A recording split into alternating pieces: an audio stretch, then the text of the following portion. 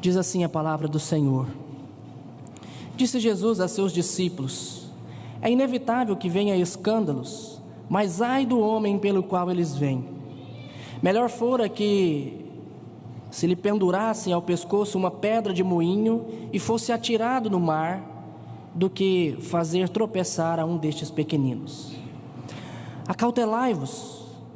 Se teu irmão pecar contra ti, repreende-o. Se ele se arrepender, perdoa-lhe.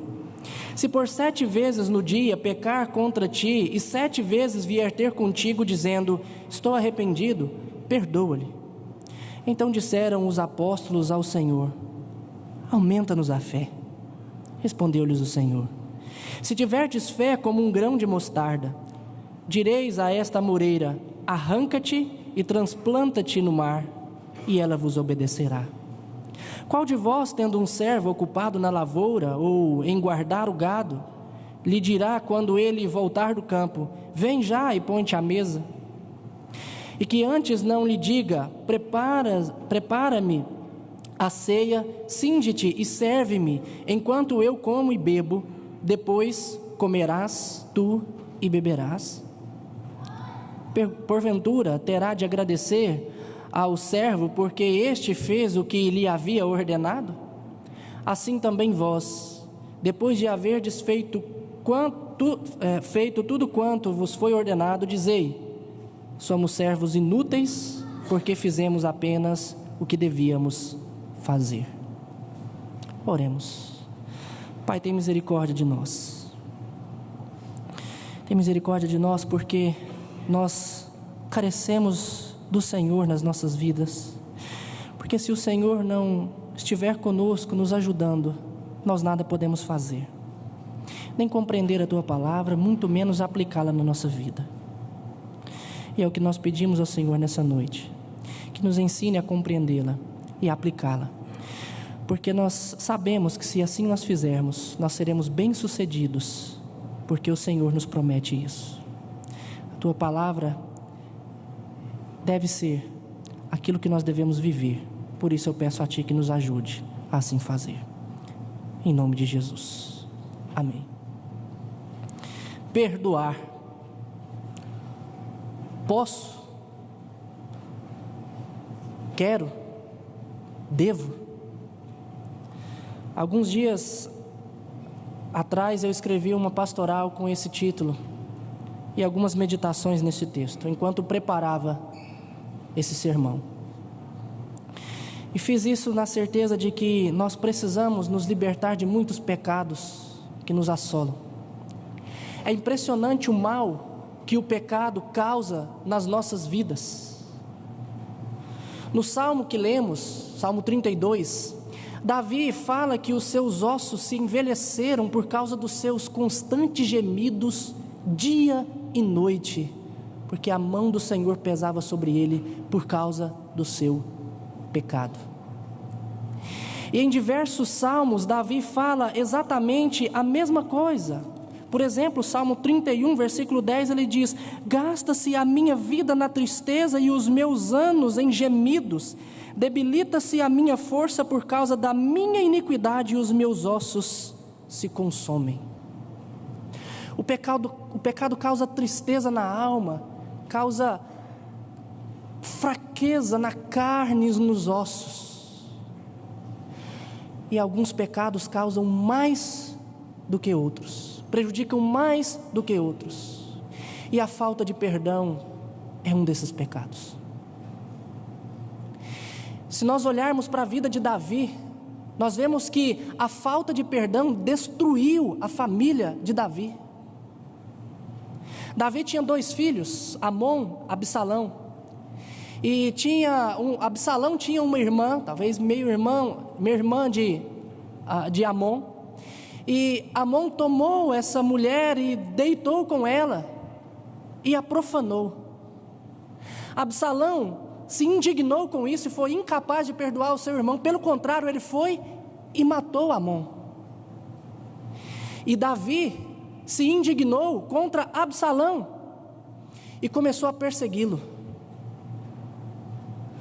E quando Absalão voltou para a presença de Davi, Davi não quis vê-lo. rejeitou, colocou-o à parte. Até que depois de muito tempo, Davi, pelo menos, aceitou que Absalão visse a face do rei. Mas isso fez com que Absalão perseguisse a Davi, procurando matar o seu próprio pai. Em um determinado momento, Absalão veio a morrer também. Davi perde seus 2 filhos, tudo por causa de coisas que não foram tratadas, de pecados, de escândalos que aconteceram um na vida do outro, mas eles não souberam resolver e não puderam perdoar uns aos outros. Eu entendo quando Davi escreve esse salmo que os seus ossos se envelheceram por causa dos seus pecados. Meus irmãos, a falta de perdão arrebentou com a família de Davi, e a falta de perdão pode arrebentar com a nossa família, arrebentar com a minha vida, destruir famílias. Por que que casamentos se desfazem? Por que que pais se levantam contra filhos e filhos contra pais? A falta de perdão pode arrebentar com a igreja.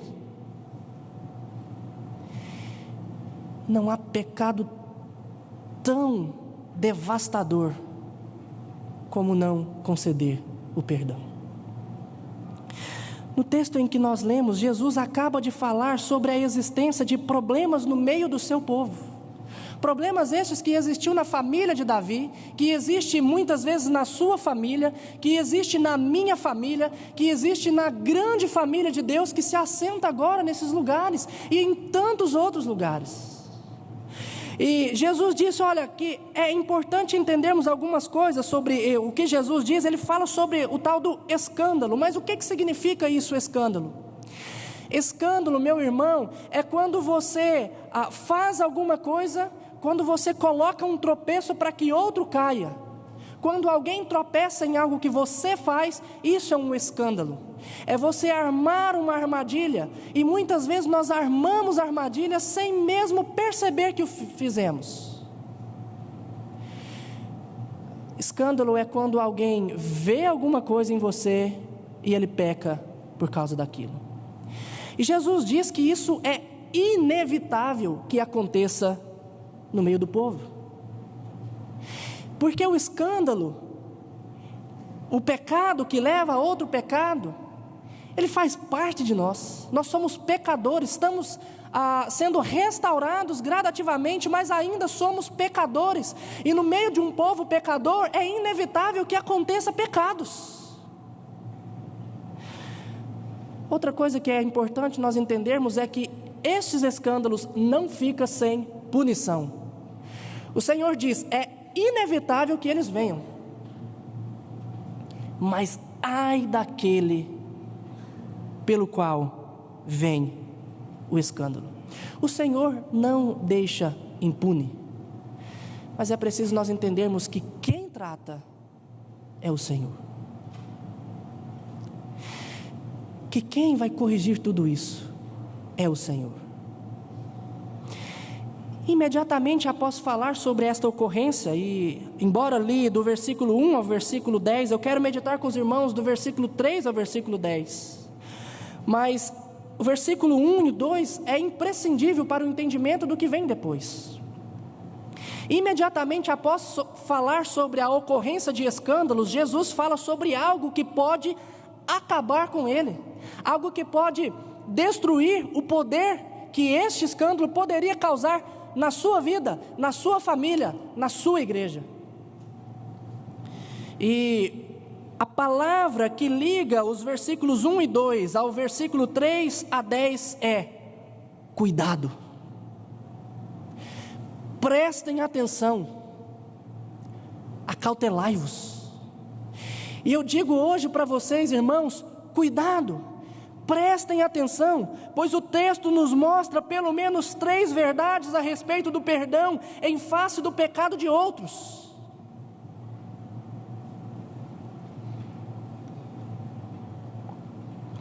E a primeira dessa verdade, você pode anotar aí, é que não há limites para conceder o perdão. Longe de nós sermos causa de tropeço para os outros, longe de nós ser o motivo do pecado, o seguidor de Jesus, ele deve se opor a ele. E às vezes os escândalos causam pecados. O pecado de um causa o pecado de outro. Isso pode acontecer muitas vezes.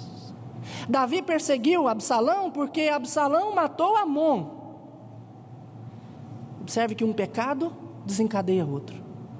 Mas às vezes, meus irmãos, a falta de perdão também pode causar escândalo. Eu me lembro de uma igreja que foi totalmente dividida porque duas famílias não se entenderam entre si, uma igreja pequena, e elas não chegaram a compreensão, a um entendimento, e pecados de um e pecados de outro, e não foram tratados, ao ponto de um dia darem aviso que fulano estava saindo por causa de Beltrano, e Cicrano por causa de fulano, e nisso a igreja se dividiu, e por causa da falta de perdão entre duas famílias, o escândalo armou na igreja, e a igreja foi dividida ao meio. Observe que o escândalo pode causar a falta de perdão, mas a falta de perdão pode causar o escândalo. Então, o que devemos fazer diante disso? Olhe para o versículo 3. Cuidado com os pecados, cuidado com os escândalos. E Jesus disse: se o teu irmão pecar contra ti,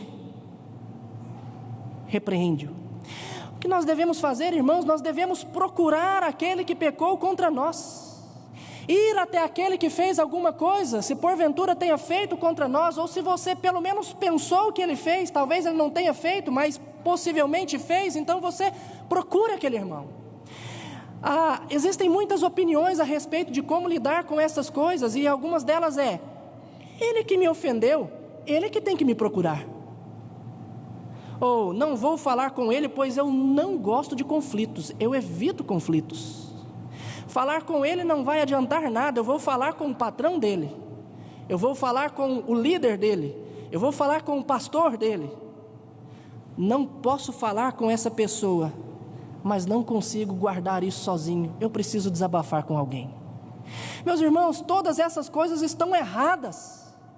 A Bíblia diz que se o teu irmão pecar contra ti, você tem que ir e falar com ele.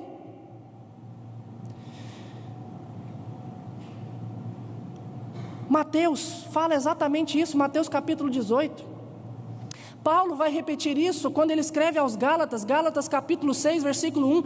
Se alguém for surpreendido em alguma falta, vós que sois espirituais, vá até ele com espírito de mansidão e corrija-os, e guarda-te para que você também não venha a cair. Meus irmãos, nós temos que tomar cuidado, porque se nós não agirmos assim, o pecado de alguém pode causar um pecado em nós, e isso pode aumentar, e isso chega a total destruição. Quando deixamos de procurar o irmão para esclarecer a situação, os problemas vão só aumentando. E às vezes, ao desabafar com outro irmão, aquela pessoa que você gosta tanto e que está sempre estendendo a mão para você e o ombro para você se deitar, e você fala: fulano fez isso comigo, e essa pessoa que te ama, mas às vezes falta sabedoria, diz: não acredito, mesmo ele nunca poderia fazer uma coisa dessa, não pode, isso não pode ficar assim, e às vezes agrava mais ainda a situação. Tentando entender a situação, a gente imagina também um monte de coisas que talvez nem se passou pela cabeça daquele que ofendeu. Então nós aumentamos tanto o problema, e tudo porque nós não vamos e esclarecemos, porque nós evitamos o conflito, porque nós não queremos lidar com eles. Às vezes a gente tem aquela ilustração do telefone sem fio, como que uma coisa se distorce ao passar, né? E às vezes como que nós pensamos uma coisa e quando chega lá no final é totalmente diferente. Eu me lembro da pessoa cuja situação aconteceu me contar, numa igreja, um rapaz, ele deixou a sua esposa, enquanto a sua esposa ia para o culto, ele foi até a casa do seu pai, porque o seu pai estava passando por uma situação que estava preocupando ele. Fizeram uma lavagem cerebral nele por aí, em algum lugar, e ele estava dando as coisas tudo, desfazendo de tudo, ficando sem nada, por causa do que falaram para ele. E ele foi e conversou com seu pai, e saiu dali muito chateado. Quando chegou na igreja, o culto já tinha começado. E ele sentou ali, chorando muito, não conseguia falar. Então veio outro, um amigo dele, chegou do lado: o que aconteceu? E ele chorando ali, não conseguia falar. A única palavra que saiu da sua boca foi: meu pai. E então aquele rapaz, vendo aquele desespero, saiu dali. Enquanto estava saindo da igreja, alguém lhe perguntou: o que aconteceu? Ele disse: não sei. Ele só disse: meu pai. Será que aconteceu alguma coisa? E nisso o outro já barrou a outra pessoa e já perguntou: o que aconteceu? E nisso foi passando, durante um culto. E no final do culto, o pastor pega um aviso que chegou até ele, e no aviso dizia: irmãos, vamos orar porque o pai do fulano de tal acabou de falecer. E nisso a esposa já levanta na igreja: pelo amor de Deus, o que é isso? Não aconteceu não. E um já gritou: então ressuscitou. E foi aquela coisa toda no meio da igreja. Às vezes nós imaginamos uma coisa, e quando vamos tirar prova, a realidade é totalmente diferente. É por isso que Deus diz: quando alguém pecar contra você, vai lá e conversa com ele. Agora, quantas vezes isso deve acontecer? O que o texto diz? Se por 7 vezes no dia pecar contra ti, e 7 vezes vier ter contigo dizendo: estou arrependido, perdoa-lhe. Se por 7 vezes, meus irmãos, quando Lucas escreve isso, ele não está falando que se o irmão errar a 8ª vez no dia, então você não tem que conversar com ele. Não. Quando Mateus fala exatamente a mesma, conta a mesma coisa, em Mateus 18 ele diz: vocês devem perdoar não 7 vezes, mas 70 vezes 7. Esta é uma linguagem que tanto Lucas quanto Mateus usa para dizer que não há limite para perdão, que não há limite para que eu procure o meu irmão. E a lógica disso, ela é bem simples. Quem mais erra contra você? Você já parou para pensar? Quem mais te decepciona? Eu digo claramente, sei que os irmãos concordarão comigo, quem mais me decepciona e quem mais falha comigo é minha esposa, que está sentada no banco. E quem mais falha com ela sou eu, porque partilhamos de todas as coisas juntos. Tomamos café juntos, almoçamos juntos, jantamos juntos, dormimos juntos, vamos tirar férias juntos, vimos para a igreja juntos, cuidamos dos filhos juntos. Meus irmãos, quem mais erra conosco é aqueles que estão próximo de nós. Quem mais vai falhar com vocês são os pastores de vocês. E quem mais vai falhar conosco são as ovelhas as quais nós pastoreamos. É por isso, filho, que você vive grilado, bravo com seu pai, porque ele te contraria muitas vezes, mas você também faz a mesma coisa com ele. Imagina se existisse limite para o perdão. Não existiria relacionamentos, pois toda vez que o relacionamento se tornasse próximo, logo acabaria, porque chegou, basta, não dá mais, chegou o limite, não tem como mais eu perdoar. Mas não há limite. Agora, qual o objetivo de eu repreender, de eu conversar, de eu chegar ao irmão e dizer: você errou comigo? A minha esposa e dizer: você errou comigo. Ao meu filho dizer: você está errando nisso. Ao filho dizer para o pai: pai, não é assim, o senhor está errando comigo. De um irmão dizer para outro irmão na igreja: o que você fez me feriu. Eu queria que você não fizesse isso de novo. Qual o objetivo disso? O texto é bem claro: se ele se arrepender, perdoa-lhe. O motivo disso é para que haja arrependimento e haja perdão. Meus irmãos, e perdão não é simplesmente você falar para outra pessoa e deixar de lado. A palavra perdoar, que é traduzida na Bíblia por perdoar, significa deixar, soltar, jogar para longe, libertar-se. A única coisa que nos faz viver bem e em paz é quando nós perdoamos. Em um casamento onde as coisas vão acontecendo e o perdão não é liberado, e o perdão não é concedido, as coisas vão ficando ruins, até que chega um dia e tudo acaba.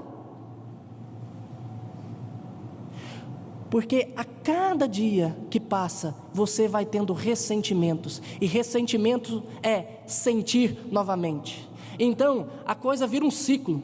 O erro, a culpa da pessoa, a dor que causa em você. E você lembra, a culpa da pessoa, a dor que causa em você. A culpa que a pessoa tem, a dor que causa em você. E isso é ressentimento, é você sentir essa dor sempre, todas as vezes que você lembra daquilo que do que o irmão te fez, que o seu esposo feriu você, que a sua esposa feriu você, ou que o irmão tenha te ferido. Sempre a mesma dor, e isso vai chegando a uma situação que não tem mais jeito de suportar, então os laços são quebrados. A única coisa que liberta isso é o perdão. O perdão é libertar-se de tudo isso. Muitos dizem que não pode perdoar porque ele precisa aprender a lição. Não quero incentivar o comportamento irresponsável. Vou deixá-lo em banho-maria por um tempo, pois vai lhe fazer bem. Alguns outros dizem, eu vou ignorá-lo por um tempo. Ele precisa aprender que as suas atitudes têm consequências. Meus irmãos, mas o texto está dizendo que não é para o irmão aprender, ou para o irmão pagar o preço, que nós temos que ir e conversar com ele, e se ele arrepender, nós perdoarmos. Não é. O que o texto está dizendo é que nós precisamos buscar o arrependimento e perdoar quando ele houver. Tantas coisas que é colocado na nossa mente e nos impede de ir e conversar uns com os outros. É o diabo que coloca. É porque é ele que quer ver a família destruída, a pessoa destruída, a igreja destruída. Então nós devemos fugir de alguns erros. Aquele erro de perdoar somente depois que a pessoa tiver dado certeza de que se arrependeu. Meus irmãos, uma pessoa que erra 7 vezes no dia com você, não tem como ela mostrar para você que ela realmente está arrependida. Se ela disser, estou arrependido, pronto, perdoou, não tem que esperar. E pensar somente em nós também. Uma vez uma pessoa chegou a mim e me pediu para conversar com uma outra irmã sobre um comportamento da outra irmã, e ela me deu 4 razões para isso. Nenhuma das 4 razões visava o bem da pessoa a quem eu deveria repreender. Só visava ela própria. Meus irmãos, a Bíblia diz que nós devemos ir buscar o arrependimento do outro. Nós precisamos preocupar com o outro. E diante de tudo isso, o que nós podemos tirar para nós? Olha, se alguém fez alguma coisa que te ofendeu, meus irmãos, o que a Bíblia diz? Que você deve contar para outro? Não, que você tem que ir e conversar com aquela pessoa. Lucas não diz aqui, mas Mateus diz que se ela não se arrepender, você chama outras pessoas e conversa com ela. Se ainda assim não se arrepender, chame a igreja, chame os pastores. E se ali não arrepender, ali haverá disciplina.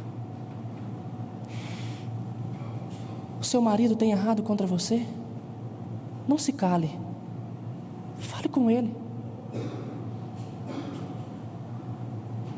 Sua esposa tem errado com você, homem de Deus, fale com ela, não guarde rancor. Faça o mesmo com seus filhos, filhos com os pais, adolescentes com adolescentes, jovens com jovens. Há conflitos no meio de vocês. Resolva. Há conflito entre irmãos. Procure, resolva. Aplique a Escritura na sua vida. Tem um erro que eu já cometi com a minha esposa várias vezes.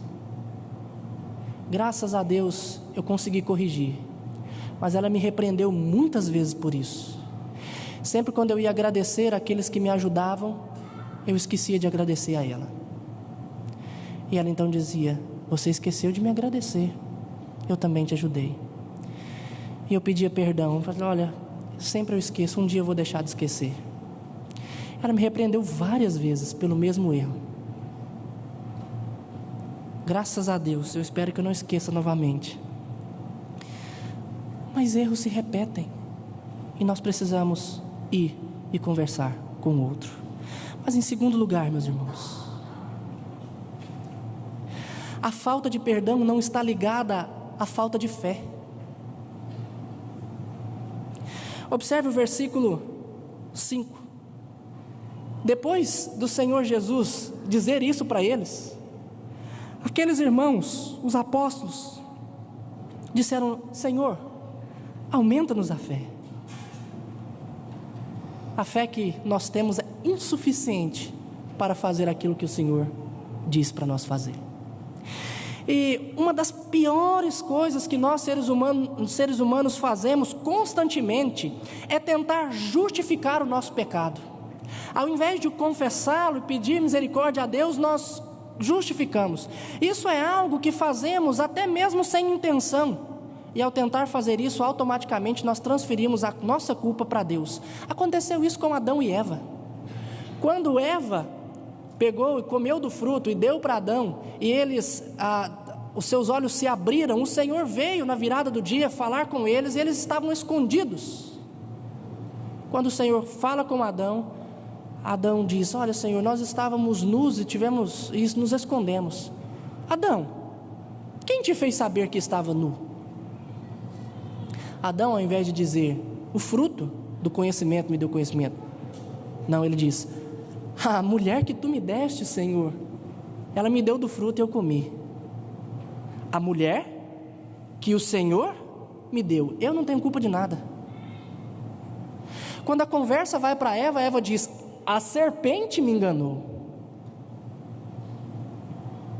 Meus irmãos, eu creio que aqui os discípulos queriam aprender as coisas, queriam aprender a perdoar, mas talvez até mesmo sem pensar eles dizem: Senhor, aumenta-nos a fé, porque a fé que o Senhor nos dá é pouca.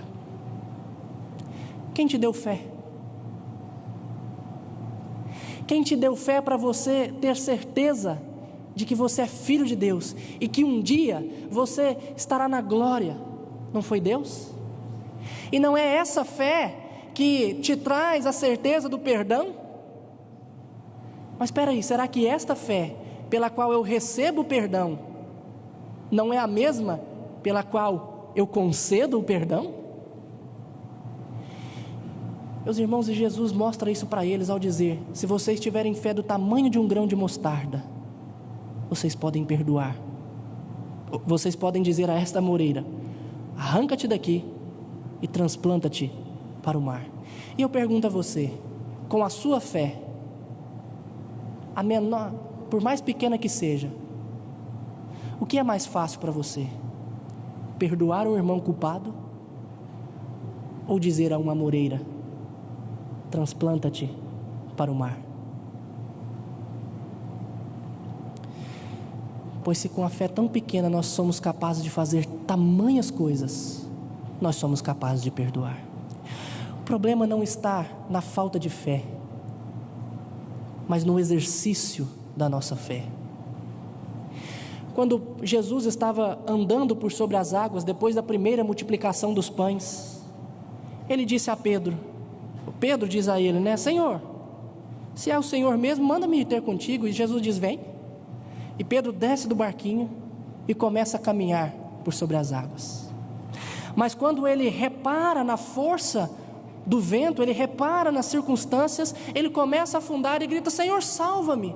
E o Senhor o tira dali e o leva para o barco, e depois diz a ele: homem de pequena fé, Pequena fé que foi suficiente para fazer ele andar por sobre as águas.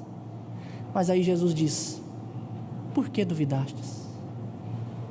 Meus irmãos, não há nenhum pecado que você não possa perdoar, porque a fé que Deus te deu é suficiente para você fazer isso. Nós podemos perdoar, nós devemos perdoar, nós temos que querer perdoar. É um exercício e eu preciso entender isso. Eu tenho que perdoar, eu quero perdoar. O problema é que muitas vezes nós pegamos tantas coisas para dizer e tentamos nos justificar o porquê que nós não perdoamos, e isso faz com que nós caiamos no pecado, que isso vire escândalo. E é por isso que Jesus diz: cuidado, prestem atenção, escândalos virão, mas vocês são capazes de perdoar. Perdoem. Um dia eu estava conversando com uma pessoa crente que não queria perdoar outra pessoa, e nessa conversa eu citei versículo 20 da primeira carta de João, capítulo 4, que diz: se alguém disser amo a Deus e odiar a seu irmão, é mentiroso, pois aquele que não ama seu irmão, a quem vê, não pode amar a Deus a quem não vê. E essa pessoa prontamente me respondeu: olha, eu não odeio ele, eu amo ele, eu só não quero perdoar. Eu o amo, corrigindo, só não quero perdoá-lo. E então eu tive que citar o versículo 10, um pouco atrás, que diz: nisto consiste o amor, não em que nós tenhamos amado a Deus, mas em que Ele nos amou e enviou o seu Filho como propiciação pelos nossos pecados. Meus irmãos, o perdão é a comprovação do amor. Sabe como que você tem certeza que Deus te ama? Porque Ele enviou o seu Filho para morrer, para perdoar os nossos pecados. Perdão é a prova do amor, é a comprovação de que nós amamos. Se nós não perdoamos, nós não podemos dizer que amamos. E se nós dissemos que amamos a Deus e não perdoamos aos outros, a Bíblia diz: nós somos mentirosos. O amor de Deus nos constrange a amar uns aos outros, e nós precisamos exercitar a nossa fé. Mas às vezes há pecados que é difícil de perdoar. O abandono, às vezes existem pessoas no nosso meio que tenham sido abandonadas pelos pais, que não tenham sido assistidas como deveria ser assistido pelos pais.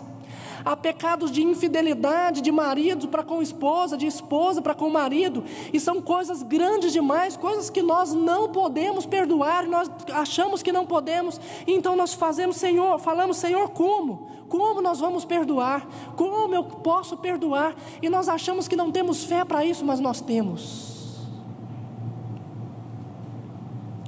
Qual pecado foi maior, ou é maior? Qualquer pecado que alguém tenha cometido contra você, ou o pecado que nós cometemos contra Deus? Meus irmãos, mas o Senhor enviou o seu Filho, e Jesus, unigênito de Deus, veio e se entregou por nós. Não há pecado maior do que os nossos pecados contra Deus. E se Ele nos perdoa, nós podemos perdoar. O perdão é que traz a reconciliação. Se Deus não tivesse te perdoado e me perdoado, nós estaríamos longe dele. A cada pecado que você não perdoa alguém, você se distancia dele. As nossas iniquidades é que fazem separação entre nós e o nosso Deus. Os pecados não perdoados é que fazem separação de mim e do meu irmão, de mim, da minha esposa e dos meus filhos. É o perdão que liberta tudo, é o perdão que sara. A falta de perdão, ela destrói tanto aquele que não concede, quanto aquele a quem não é concedido. Absalão sofria porque Davi não perdoava ele, e Davi sofria porque não conseguia se libertar da morte do seu filho. Ele planteava dia e noite por causa daquilo, porque não havia perdão, e isso destrói as duas pessoas. Meu irmão, não há pecado que acabe com a comunhão que seja tão forte como a falta de perdão.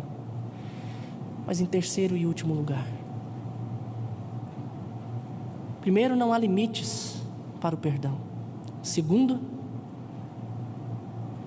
não é questão de falta de fé. E terceiro, o perdão não é uma opção, é uma obrigação. Versículo 7. Versículo 7 a versículo 9. O Senhor conta uma história. Qual senhor que, tendo um servo, e esse servo vem de um trabalho, e ele não mande fazer outro trabalho que é a sua obrigação, antes que sente e coma e participe daquilo que lhe é direito.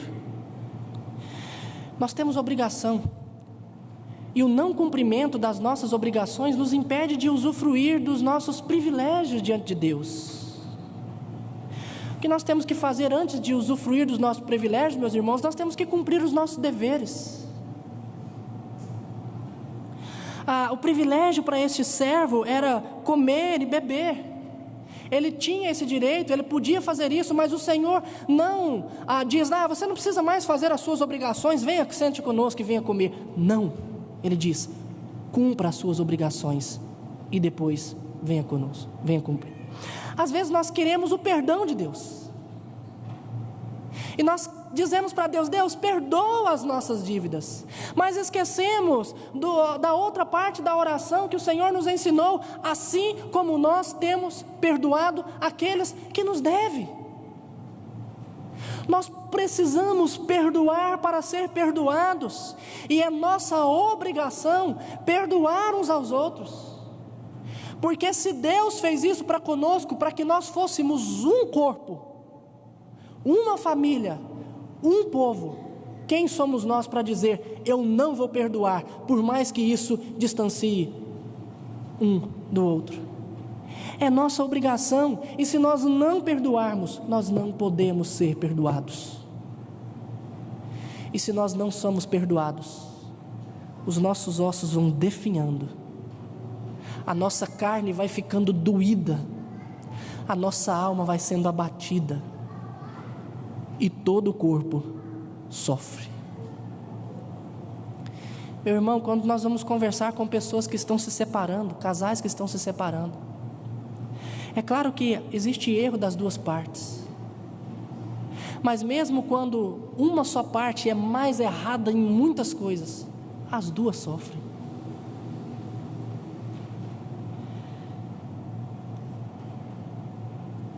Se nós temos dificuldade de perdoar, nós precisamos exercitar. E uma coisa que nos obriga a isso, é saber que é uma obrigação que nós temos que fazer. É difícil. Tem coisas que eu sinto o coração doer, de coisas que as pessoas fazem contra nós. E ao ler um texto como esse, nós ficamos arrebentados de saber que nós precisamos fazer uma coisa e muitas vezes temos dificuldades. Mas, meus irmãos, quando nós cumprimos a nossa obrigação, Deus sacia a nossa alma. Nós comemos e bebemos e festejamos com eles. Agora, depois de cumprir a nossa obrigação, o que devemos dizer? Observe que Jesus diz: olha, o servo primeiro ele faz a sua obrigação,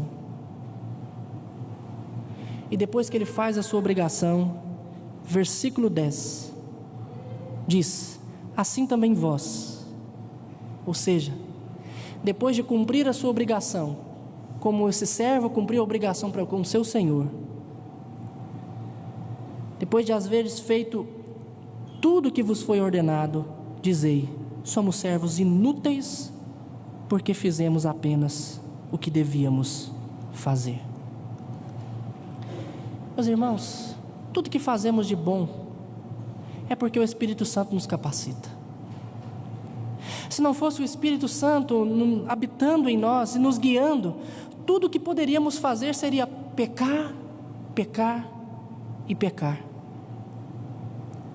Por isso, depois que nós fazemos tudo aquilo que é bom e tudo aquilo que nos é ordenado, nós devemos dizer: somos servos inúteis. Mas muitas pessoas fazem coisas, seja em casa, seja na igreja, seja no trabalho, seja em qualquer lugar, e diz: eu sou bom,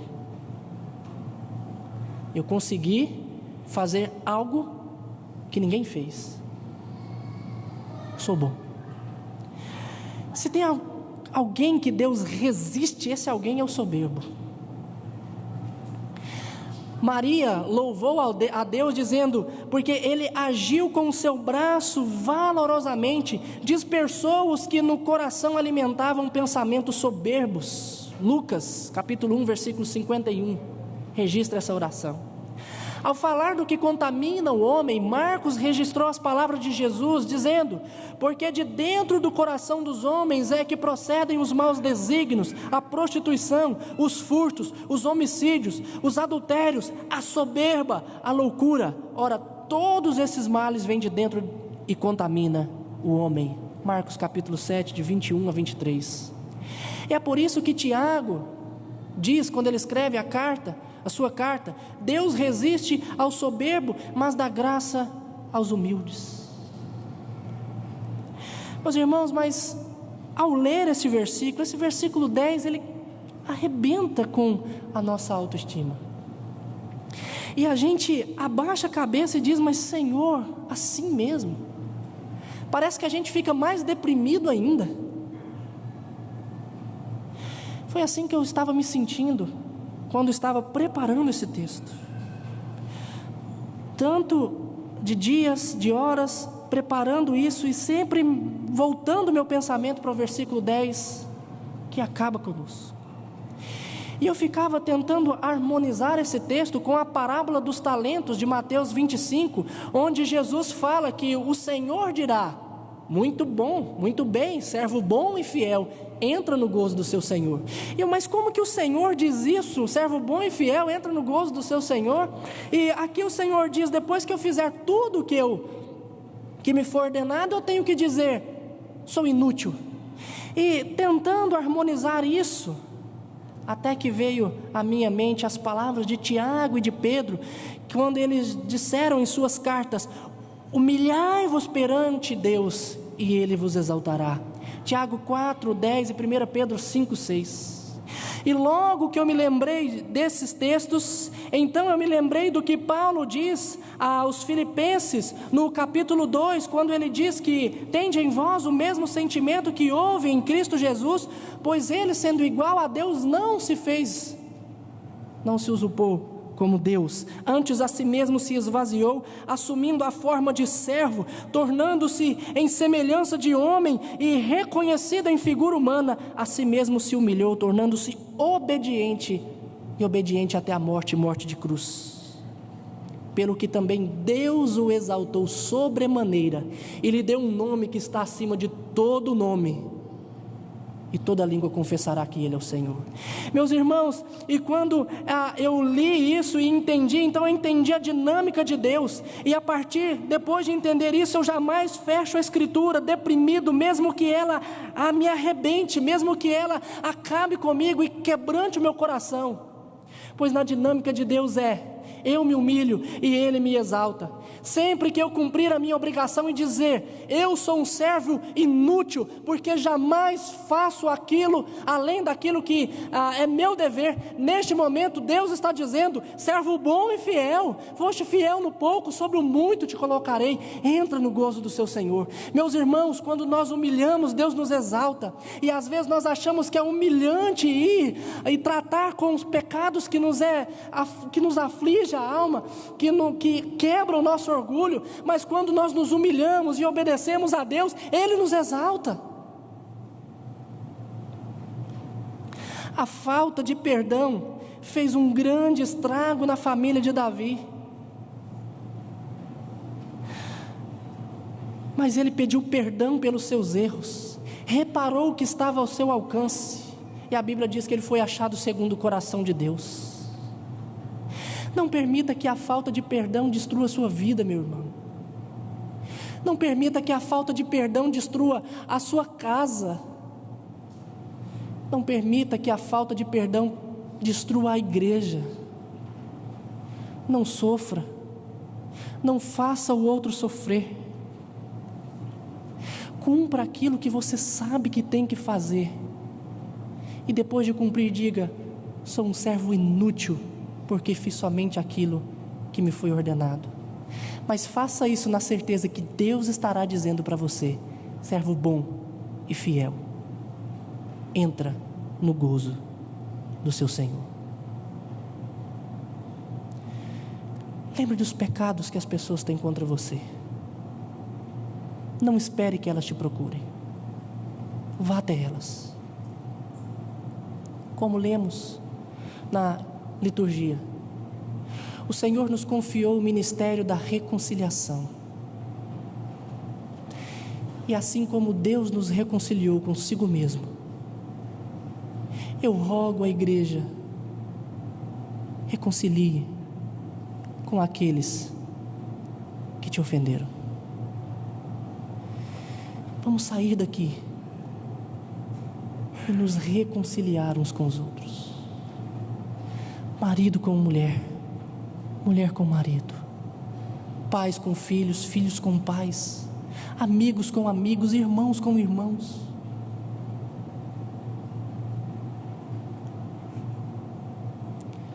Peça forças ao Senhor. Peça perdão por tudo aquilo que você ainda não conseguiu confessar ao Senhor, inclusive estas coisas. Vamos cantar. E cantar aquilo que nós lemos no Salmo 32. Que enquanto eu calei os meus pecados, os meus ossos se envelheceram. Mas quando nós confessamos ao Senhor, pedimos perdão, o relacionamento é restaurado. E assim como Ele restaurou o nosso relacionamento com Ele, Ele restaura o nosso relacionamento uns com os outros. Vamos cantar.